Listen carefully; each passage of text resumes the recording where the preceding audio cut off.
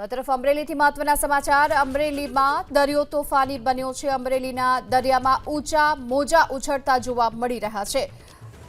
તો સતત એક તરફ હવામાન વિભાગે વરસાદની આગાહી કરી છે અને તેની તરફ અમરેલી જિલ્લામાં જ્યારે સાર્વત્રિક વરસાદ પણ વરસી રહ્યો છે તેની વચ્ચે હવે અમરેલીના જાફરાબાદ સહિતના જે દરિયાકાંઠાના વિસ્તારો છે ત્યાં પણ સતત જોવા મળી રહ્યો છે વરસાદ અને આ તરફ દરિયામાં પણ સતત ઊંચા મોજા ઉછળતા જોવા મળી રહ્યા છે।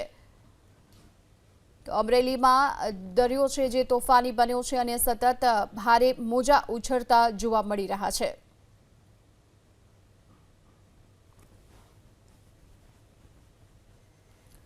જે એક્સક્લુઝિવ દ્રશ્યો એબીપી અસ્મિતાની ટીવી સ્ક્રીન પર આપ જોઈ રહ્યા છો। અમરેલીના દરિયામાં સતત ભારે મોજા ઉછળતા જોવા મળી રહ્યા છે અને દરિયો તોફાની બન્યો છે અને અમરેલી જિલ્લામાં સતત 5 થી 6 દિવસ સુધી વરસાદ પણ વરસી રહ્યો છે અને તેની વચ્ચે હવે હવામાન વિભાગે જે પ્રકારે આગાહી વ્યક્ત કરી હતી અને અમરેલી જિલ્લામાં આજે ભારે વરસાદ પણ વરસી રહ્યો છે અને તેની વચ્ચે હવે દરિયામાં પણ ઊંચા મોજા ઉછળતા જોવા મળી રહ્યા છે।